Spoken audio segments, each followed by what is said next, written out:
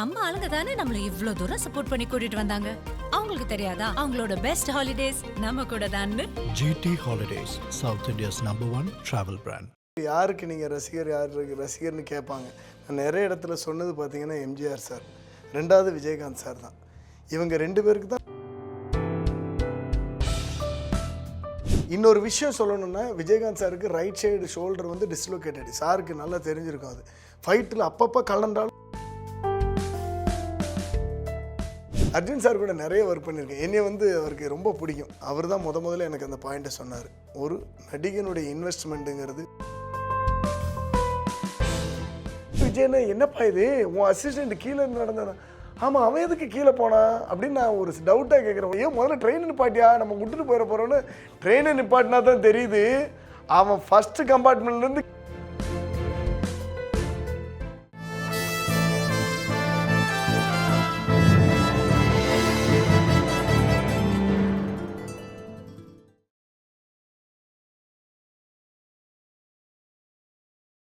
Touring talkies ரசிகர்களுக்கு வணக்கம். இன்றைய சாட் வித் சித்ரா நிகழ்ச்சியினுடைய சிறப்பு விருந்தினர் ஸ்டண்ட் இயக்குனரும் திரைப்பட இயக்குனருமான ஸ்டண்ட் சில்வா. இவரை பொறுத்த வரைக்கும் தென்னிந்திய மொழிகள் மட்டும் இல்லாமல் பல மொழிகளில் பணியாற்றக்கூடிய வாய்ப்பினை பெற்றவர். இன்றைக்கு இந்திய சினிமாவில் இருக்க முக்கியமான கதாநாயகர்கள் பலரோடு இணைந்து பணியாற்றிய ஒரு ஸ்டண்ட் இயக்குனர் அப்படின்னு சொல்லலாம். வணக்கம். வணக்கம் சார். வணக்கம். நீங்கள் பல பேர்த்த சிஷ்யனாக இருந்திருக்கீங்க. இன்றைக்கி பல பேர் உங்களுக்கு சிஷ்யனாக இருக்காங்க.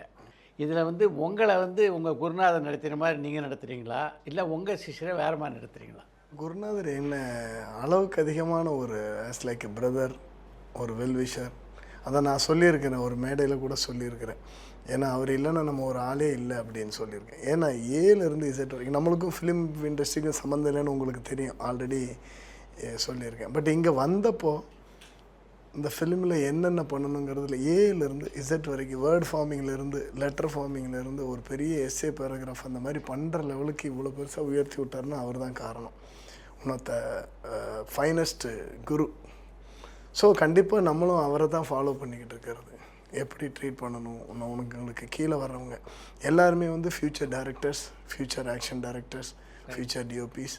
ஸோ இன்றைக்கி இருக்கிற ப்ரெசென்ட்டில் அசிஸ்டன்ஸ் உதவியாளர்கள் எல்லாரையுமே அப்படி தான் ட்ரீட் பண்ணுறது. பீட்டர் அகைன் உங்களுடைய திரை வாழ்க்கையில் ரொம்ப முக்கியமான நபர். அவர்கிட்ட நீங்கள் கற்றுக்கிட்டதில் ரொம்ப குறிப்பிடத்தகுந்த ஒரு விஷயம்னா அதை சொல்லலாம். சின்சியாரிட்டி. அந்த ஒர்க்கில் வந்து ஒரு வார்த்தை சொல்லியிருக்கிறார். நம்ம ஒரு வேலை செய்கிறோன்னா அந்த வேலையை நம்மளை விட யாரும் பெஸ்ட்டாக செஞ்சிடக்கூடாது. அது ஃப்ளோரை துடைக்கிறதா இருந்தாலும் சரி, அந்த வார்த்தை எனக்கு ரொம்ப பிடிக்கும். ஏன்னா நானும் அதை ரொம்ப நாளாக கடைப்பிடிச்சிக்கிட்டு வர்றாள். ஸோ எனக்கு அந்த வார்த்தை வந்து எப்பயும் பிடிக்கும். அவர் வாயிலேருந்து இது முடியாது, இது நடக்காது அப்படின்னு வரவே வராது. ரெண்டாவது விஷயம், ஒரு விஷயம் அது யாரோ ஒருத்தங்க சரியாக பண்ணலை அப்படின்னா கூட சரி அது வேணாம் விட்டுரு அப்படின்னு ஒதுக்க மாட்டார். நான் செஞ்சு காட்டுறேன் அப்படின்னு செஞ்சு காட்டுவார். அவர் முதல்ல சொல்லி கொடுத்துருக்கிறத நான் சொல்கிறேன் பாருங்கள். இப்போல்லாம் நிறைய பேர் அதை செய்கிறது கிடையாது. ஒரு நடிகர் வந்து ஒரு ஷாட் பண்ணணும், இல்லை ரோப் ஷாட் பண்ணணும், இல்லை ஜம்ப் பண்ணணும் அப்படின்னா முதல்ல போய் நீ செஞ்சு பாடுறா அப்படிம்பார். அதாவது அவர் செஞ்சு பார்ப்பார் அந்த இடத்துல. அதான் நீங்கள் இருங்க குரு, நான் செய்கிற மாஸ்டர்ஜி, எதுக்கு நீங்கள், நான் பார்த்துக்கிறேன்டா, எனக்கு அதில் என்ன காம்ப்ளிகேஷன் இருக்குன்னு தெரியணும்ல. இதை எப்படி நம்ம எக்ஸ்பிளைன் பண்ண முடியும்? ஓரமாக சேரில் உட்காந்துட்டு நீ அப்படி பண்ணு இப்படி பண்ணுன்னு சொன்னால் தெரியாது என்ன காம்ப்ளிகேஷன். ஸோ பர்டிகுலராக ரோப் போடுறதோ சரி, டைவ் பண்ணுறதோ சரி, நீ முதல்ல போய் செஞ்சுப்பார். அந்த இடத்துல ஒரு சின்ன துரும்பு கிடக்கலாம், நீ ரோல் போடும்போது கையில் குத்தும், அப்போ அதை சரிப்படுத்த சொல்லலாம். ஒரு சின்ன பிளேட் இருக்கலாம், குத்திக்கலாம், அடிக்கப்படலாம், என்ன வேணாலும் நடக்கலாம். ஒருவேளை அந்த ஃப்ளோர் வந்து ஸ்லிப்பரியாக இருக்கலாம். ஸோ முதல்ல நீ போய் செஞ்சு பார்த்துரு. உனக்கு கான்ஃபிடென்ட் இருக்கா, தாராளமாக நீ சொல்லு, அவங்க பண்ணுவாங்க. இதுதான் அவர் சொல்லி கொடுத்தது. ஸோ மறக்க முடியாத நிகழ்வுகள் எல்லாமே. இன்னொன்று வந்து செய்கிற ஒரு விஷயத்தில் முழுசாக கான்ஃபிடென்ட் இருக்குது, இதில் செஞ்சிரு. அதுக்கு டவுட்ஃபுல்லாக இருந்தால் செய்யாத, வெயிட் பண்ணு, உனக்கு கான்ஃபிடென்ட் வர்ற வரைக்கும் வெயிட் பண்ணுது அப்படின்னு சொல்லுவார். பீட்டர் அகைன் வந்த காலகட்டத்தில் மற்ற ஸ்டண்ட் இயக்குனர்லேருந்து மொத்தம் வித்தியாசமாக சண்டை காட்சிகள் அமைச்சார். அதை நீங்கள் உணர்ந்துருக்கீங்களா? அப்போ 100% அப்படி ஒரு ட்ரெண்ட் செட்டருங்கிறது ஒவ்வொரு பீரியடில் ஒவ்வொரு காலகட்டங்களில் ஒவ்வொரு ட்ரெண்ட் செட்டர்ஸ் வருவாங்க. இப்போ நீங்கள் ஸ்டண்ட்டுன்னு எடுத்துக்கிட்டிங்கன்னா, ஸ்டண்ட்டுன்னு சொல்லும்போது ஜுடோரத்ன மாஸ்டர் உங்களுக்கு எல்லாம் நல்லா தெரியும். ஆமாம், பாயும்புலி, சகலகலாவலம், இந்த மாதிரி கமல்ஹாசனுக்கு அவ்வளோ படங்கள் நீங்களே ஒர்க் பண்ணியிருப்பீங்க. அற்புதமான ஒரு சாதாரண மனிதர். அவர் ஒரு விவசாய குடும்பத்தில் பிறந்து அவ்வளோ பெரிய ரூல் பண்ணவர். தமிழ், தெலுங்கு, ஹிந்தி அவ்வளோ லாங்குவேஜ் பண்ணவர். ஸோ அவர் ஒரு காலகட்டம். அதுக்கு அடுத்த காலகட்டம் பார்த்தீங்கன்னா சூப்பராயன், விக்ரம் தர்மா, அவங்களுக்கு சேசிங்க்குன்னு ஒரு காலகட்டம் வந்துச்சு. அப்போ விக்ரம் தர்மா மாஸ்டர், அதுக்கப்புறம் பார்த்தீங்கன்னா ராம்பவ் ராஜ்குமார், அதுக்கப்புறம் பார்த்தீங்கன்னா உங்களுக்கு தெரிஞ்ச கனல் கண்ணன் ஃபைட் மாஸ்டர். ஸோ இப்படி ஒவ்வொருத்தரும் ட்ரெண்ட் செட் பண்ணிக்கிட்ட ஃபிப்சி விஜயன், இவங்கெல்லாம் ஒவ்வொரு காலத்தில் ட்ரெண்ட் செட் பண்ண வந்த மாதிரி இவர் வந்த பீரியட், அந்த 2000 பீரியடில் வந்து இவர் ட்ரெண்ட் செட் பண்ண ஆரம்பித்தார். ஸோ அந்த டைமில் இருந்து கண்டிப்பாக மற்ற எல்லா இடத்துலேருந்தும் வித்தியாசப்படுறதுனால தானே அவ்வளோ பெரிய பேர் கிடைச்சிது. நான் எல்லா இடத்துலையுமே பார்த்துருக்குறேன். நண்பர் ஒருத்தருக்கார் பேசிட்டு வரும். ஹலோ சார், வணக்கம். வணக்கம். வணக்கம் சார், என் பேர் வெங்கடேஷ் பாலாஜி, நான் யூகேலேருந்து பேசுகிறேன். First of all Chitra sir, ரொம்ப ரொம்ப தேங்க்ஸ் இந்த ஆப்பர்ச்சுனிட்டி கொடுத்ததுக்கு. உங்களோட எவ்வளோ பெரிய ஃபேன்னா, எங்கள் வீட்டில் எல்லாரும் அந்த அவ்வளோ பெரிய ஃபேன். நாங்கள் டிவி விட்டுட்டோம். நாங்கள் பார்த்தா ப்ரோக்ராம் உங்கள் ப்ரோக்ராம் தான் பார்ப்போம். ஏன்னா ரொம்ப ரிலையபிளாக, கிட்ஸ் ஃப்ரெண்ட்லியாக, ஃபேமிலி ஃப்ரெண்ட்லியாக, எல்லாரும் ஃப்ரெண்ட்லியாகவும் இருக்குது. ப்ளஸ் அதோட சேர்த்து எல்லா இன்ஃபர்மேஷனும் கிளியராக ரொம்ப ரிலையபிளாக கொடுக்குறீங்க. ஒன் ஆஃப் த ஃபைனஸ்ட் ஃபிஷருங்க அவர் வந்து one of the finest fisher. சூப்பராக தூண்டில் போட்டு அழகாக நைஸாக உருவிடுவார். அதாவது யார் வந்தாலுமே சரி, ஒரு ஹார்ஷ் வேர்டிங் இருக்காது, ஒரு கான்ட்ரவர்சியான கொஸ்டின் இருக்காது. அற்புதமாக ஒரு என்ன சின்ன பிள்ளைங்களுக்கு ஊசி போடுற பெஸ்ட்டு டாக்டர்ஸ் பார்த்தீங்கன்னா சிரிச்சுக்கிட்டே இன்ஜெக்ஷன் போட்டு இன்ஜெக்ஷன் எடுத்துருவாங்க, சிரிச்சுக்கிட்டே பிளட் எடுத்துருவாங்க, எல்லா வேலையும். அந்த மாதிரி ஒரு ஃபைனஸ்ட் ஃபிஷர். நான் நிறைய இடத்துல சொல்லியிருக்கேன். நிறைய இன்டர்வியூ எவ்வளோ பண்ணாலும் சாருக்கிட்ட பண்ண ஒரே ஒரு இன்டர்வியூ வந்து பார்த்துட்டு நிறைய பேர் சொன்ன ஒரே ஒரு விஷயம், மாஸ்டர் உங்களுடைய அந்த லைஃப்பை பற்றி பார்த்தோம், அவர் இன்டர்வியூ எடுத்தது, அதை நான் பயோகிராஃபியாக பண்ணுறேன், எழுதுகிறேன் அப்படின்னு சொன்னாங்க. ஸோ அதனால் பெஸ்ட்டு ஃபிஷர். இன்னும் பேசுங்க நீங்கள். Thank you sir, thank you. அதுதான் சார், ரொம்ப thanks Chitra sir for this. And continue பண்ணுங்கள் சார் இது கண்டிப்பாக. ஏன்னா இது வந்து பெருசாக ரீச் ஆகிட்டே தான் இருக்குது.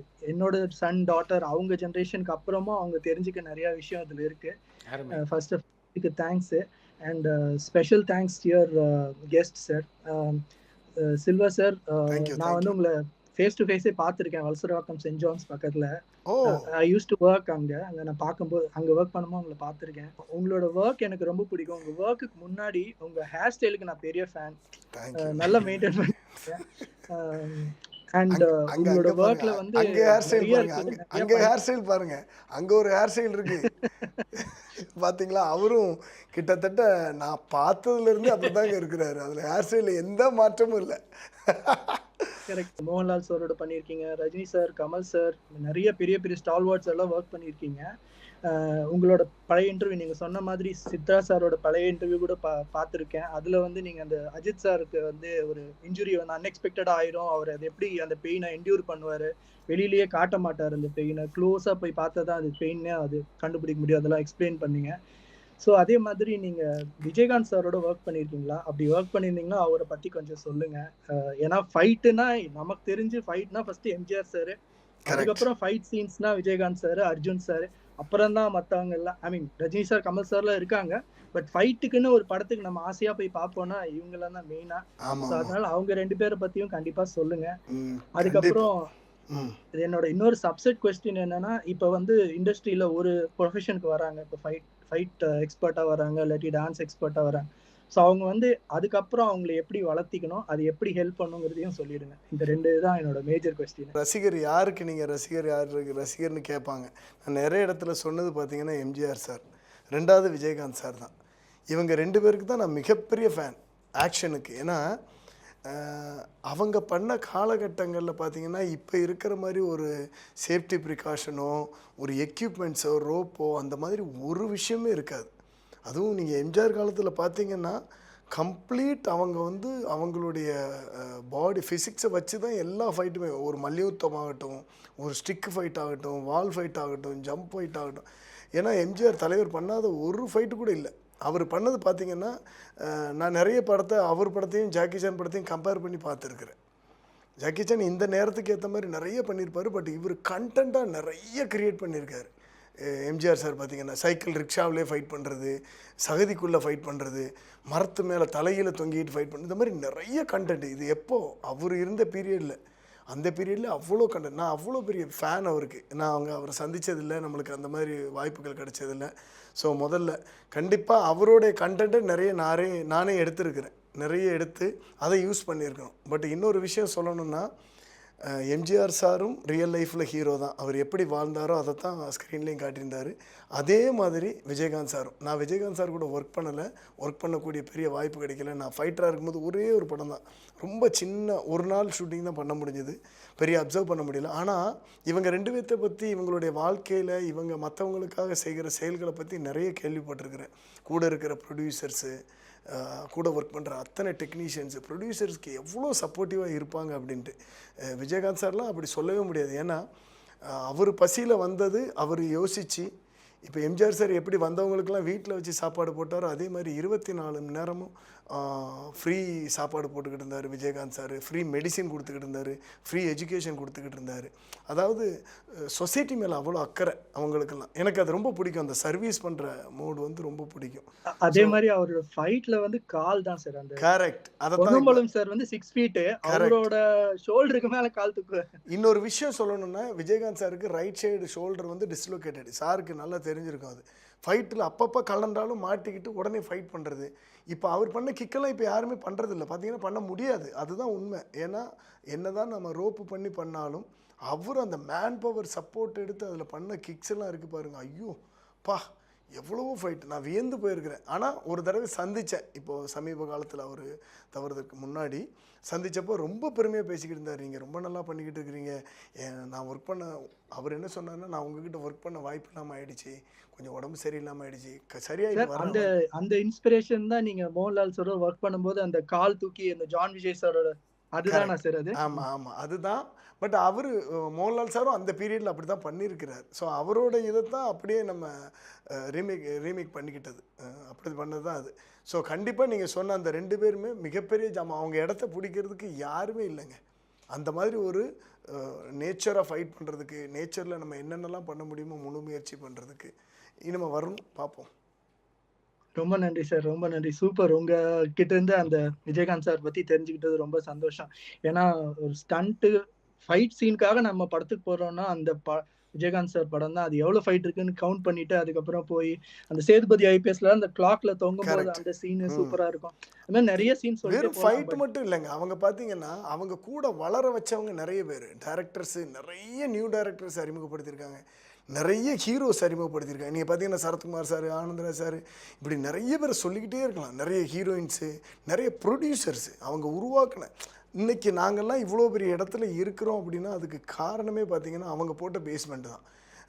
ஒருத்தர் சரியாக படம் போகலையா, அடுத்தாப்புல அந்த ப்ரொடியூசரை கூப்பிட்டு படம் கொடுக்கறது, அவங்களுக்கு அந்த ரெமுனரேஷன் என்னங்கிறதே பேசாமல், தன்னோட உடம்பை பற்றி கவலைப்படாமல் டே அண்ட் நைட்டு ஒர்க் பண்ணி கொடுக்கறது. ஸோ இதெல்லாம் அவங்க பீரியடில் நினச்சி அவங்களோட அசோசியேஷனை பார்த்தீங்கன்னா ஒன் ஆஃப் த பெஸ்ட் லெவலில் வச்சுருந்தாங்க. அவங்க வச்சுருந்த லெவலுக்கு இன்றைக்கி யாருமே வைக்க முடியல அவங்க அசோசியேஷனை. நீ சொல்கிறது ரிலேட் பண்ண முடியுது சார். ஏன்னா சித்ரா சார் இன்டர்வியூவில் அந்த பஞ்சு சாரோட சன் அவர் வந்து பேசும்போது சொன்னார், அலெக்சாண்டர்னு ஒரு மூவி எடுத்தாராம், 3 days கண்டினியூஸாக ஒர்க் பண்ணுமா. கரெக்ட். அந்த பழைய இப்போ நியூ பழைய இஏ கிட்ட இருந்தால் அங்கே ஷூட்டிங் பண்ணாங்களாம். அப்படியே சுடு தண்ணி வச்சு அப்படியே குளிச்சுட்டு அப்படியே வந்து ஷார்ட் நடிப்பாரு. அந்த மாதிரிலாம் சொன்னாங்க அவரை பத்தி. ஆமாமா, இப்போ நம்ம ப்ரொஃபஷனுக்கு எவ்வளவு டெடிகேட்டடா இருக்கணும், ப்ரொஃபஷனுக்கு இருந்தா அந்த ப்ரொஃபஷன் என்ன பண்ணுங்கிறது அவர் பக்கத்தில் இருக்கிற ஒரு டெக்னிக்கல். ஒரு சித்ரா சார் வந்து ஒரு 2 நாள் சீன் நடிக்க வேண்டியிருக்குதுன்னு வச்சுக்கோங்களேன். 2 நாளைக்கு அப்புறம் அவர் எங்கேயோ ஃபாரின் போகிறார். நிறைய கேள்விப்பட்டிருக்கு இந்த மாதிரி நிறைய ஆளுக்கு.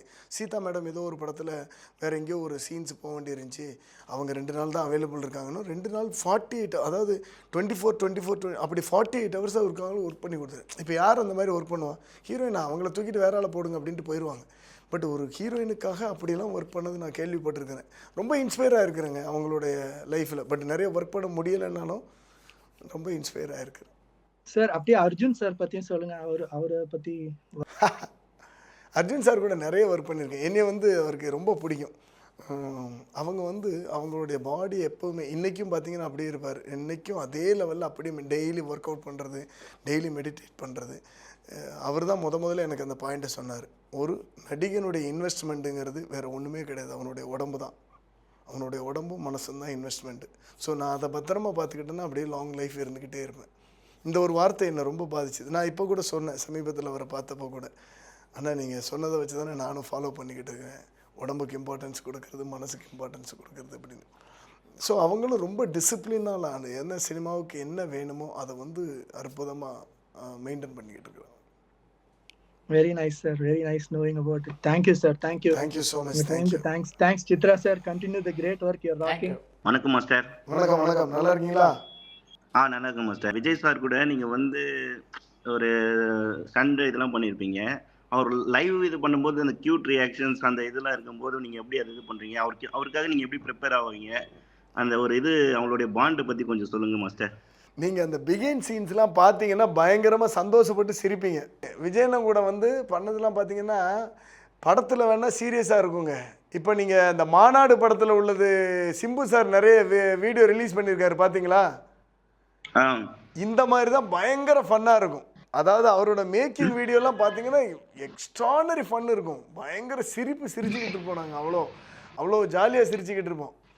இப்போ வேலாயுதம் படம்னு ஒரு படம் பார்த்துருப்பீங்க. பார்த்து மாஸ்டர். ஆர்டர் ஃபைட்லாம் நல்லா இருக்கும். அந்த படத்தில் ட்ரெயின் ஃபைட் பண்ணியிருந்தோம் நாங்கள். ட்ரெயின் ஃபைட்லாம் பண்ணிட்டு, ஆமாம் ட்ரெயின் ஃபைட்லாம் பண்ணிவிட்டு நாங்கள் வந்து நம்மளோட அசிஸ்டன்ட்ஸ்லாம் வந்து ட்ரெயின்லாம் இன்ஸ்ட்ரக்ஷனுக்காண்டி முன்னாடி இருப்பாங்க. பொன்னுசாமின்னு ஒருத்தர் என்னோட அசிஸ்டண்ட்டு அங்கே இருந்தால் ட்ரெயின் மூவ் பண்ணலாப்பா அப்படின்னு. இப்போ படம் அன்றைக்கி ஃபைட்டு முடிஞ்சிச்சு, பேக்கப் ஆகி நாங்கள் வீட்டுக்கு போய்கிட்டு இருக்கிறோம். வீட்டுக்குன்னா இங்கேருந்து ஒரு எப்படி ஒரு 15-20 கிலோமீட்டர் அப்படி ட்ரெயினில் போவோம். ஓகேவா? இப்போ நானும் விஜயனும் லாஸ்ட் கம்பார்ட்மெண்ட்டில் மேலே சேர் போட்டு உட்காந்துருக்கோம். அப்படி சேர் போட்டு உட்காந்து இதை பேசிக்கிட்டு போகிறோம். அந்த இயற்கைகள்லாம் ரசிச்சுக்கிட்டு பேசிக்கிட்டு போகிறோம். ஓகேங்களா? அப்போ காட்டுக்குள்ளே கூடி ட்ரெயின் போய்கிட்டு இருக்குது. முன்னாடி ட்ரெயின் ஓட்டுறதுக்கு உட்காந்துருந்த என்னோடய அசிஸ்டண்ட்டு இது கீழே வந்து ஒரு டவுனில் ஒரு 50-60 ஃபீட் இந்த ஸ்லோப் இருந்துச்சு. இப்போ ட்ரெயின் போய்கிட்டே இருக்கும்போது திடீர்னு பார்த்தா அவன் கீழே இருந்து நடந்து வர்றாரு. ட்ரெயின் போய்கிட்டு இருக்குது. அப்போ இவர் சொல்கிறாரு, விஜயண்ணா என்னப்பா இது, உன் அசிஸ்டண்ட் கீழே இருந்து நடந்தானா? ஆமாம், அவன் எதுக்கு கீழே போனான் அப்படின்னு நான் ஒரு டவுட்டாக கேட்குறேன். உடனே சொல்கிறேன். அவர் சொல்கிறாரு, ஒருவேளை ஆரஞ்சு பழம் பறிக்க போயிருப்பானோ, ஏன்னா அந்த ஊரில் நிறைய ஆரஞ்சு பழம் உண்டு. நான் சொன்னேன், ஆரஞ்சு பழம் படிக்கிறதுக்கு வாய்ப்பே இல்லை. ஏன் முதல்ல ட்ரெயினை நிப்பாட்டியா, நம்ம விட்டுட்டு போயிட போகிறோன்னு. ட்ரெயினை நிப்பாட்டினா தான் தெரியுது அவன் ஃபஸ்ட்டு கம்பார்ட்மெண்ட்லேருந்து கீழே உருண்டு விழுந்திருக்கான், ஏதோ மிஸ் ஆகி. ஸோ இப்படி ஒரு ஃபன்னு ட்ராவலாக தான் இருக்கும். அவர் வந்த கூட, அண்ணா எங்கன்னா ஆரஞ்சு பழம் அப்படிங்கிறாரு. அவன் கீழே விழுந்து, அண்ணா நானும் இடுப்பில் அடிபட்டுச்சு நடந்து வந்துக்கிட்டு இருக்கேங்கிறான். ஸோ இப்படி தான் நாங்கள் ஃபன் ட்ராவல் பண்ணிக்கிட்டு இருப்போம். இது வந்து ஒரு சீக்வன்ஸில் கிடையாது, எல்லா சீக்வன்ஸ்லையும் இப்படி தான் ஃபன்னாக விளையாடிக்கிட்டு இருப்போம். அதே மாதிரி அஜித் சார் கூட மெமரி பிரியாணி எதனா அந்த இதெல்லாம் மெமரி இருக்கா? எப்போவுமே சாப்பாடு எனக்கு பிரியாணிலாம் எல்லாருக்குங்க. சில்வா ஃபைட் மாஸ்டருக்கு மட்டும் அவர் வந்து ஹனிரம் சிக்கன்னு ஒன்று பண்ணி கொடுப்பாரு. அது அவர் தான் ஸ்பெஷலாக பண்ணி கொடுப்பாரு. அது ஹனிரம் சிக்கன் தான் நினைக்கிறேன். நல்ல ஸ்பெஷலாக ஒன்று பண்ணி கொடுப்பாரு. சில்வா மாஸ்டருக்கு மட்டும் அது தனி ஸ்பெஷல். ஆமாம் மாஸ்டர். நெக்ஸ்ட் ப்ராஜெக்ட் என்ன இருக்கா மாஸ்டர்? இப்போ அடுத்து கம்மிங் என்ன ப்ராஜெக்ட்லாம்? ஆமாம், இப்போ விக்ரம் சார் ப்ராஜெக்ட் ஒன்று போய்கிட்டு இருக்குது. அப்புறம் மோகன்லால் சார் ப்ராஜெக்ட் ஒன்று போய்கிட்டு இருக்குது. அப்புறம் அக்ஷய்குமார் ப்ராஜெக்ட் ஒன்று போய்கிட்டு இருக்குது. சைஃப் அலிகான் படம் போய்கிட்டு இருக்குது. அப்படி போய்கிட்டு இருக்குது நிறைய. தேங்க்யூ. நன்றி நன்றி நண்பரே, நன்றி. நண்பர் அஜித் படத்தை பற்றி சொன்னதுனால மங்காத்தா படத்தை பற்றி சொல்லி ஆகணும். மங்காத்தா படத்தில் அந்த சேசிங்கெல்லாம் பார்த்தீங்கன்னா அப்படி ஒரு பாராட்டை பெற்றுக் கொடுத்தது உங்களுக்கு. ஆமாம், எப்படி அமைஞ்சது அது? இப்போது இயக்குனர்கிட்ட முதல்ல பேசும்போது பார்த்தீங்கன்னா, ஃபைட் பண்ணுற ஹீரோவை பாராட்டுறத விட ஃபைட் வாங்குற அடி வாங்குற என்னை வந்து மகேஷ் பாபு சொன்னார். வெங்கட் பிரபு உங்களுக்கு ஒரு நல்ல அண்டர்ஸ்டாண்டிங் தான் நினைக்கிறேன். எப்பவுமே மாநாடு திரைப்படத்துலையும் பார்த்தீங்கன்னா அசத்திருப்பீங்க. என்னென்ன சார், அவர்கிட்ட ஒர்க் பண்ணும்போது இப்போ அவர் வந்து பைக் ரேஸில் கிங், எல்லாருக்குமே தெரியும். பைக்கு பிச்சு எடுப்பார். அதே மாதிரி கார் ஓட்டுறதுல மண்ண. ஸோ இதனாலே நீங்கள் பார்த்தீங்கன்னா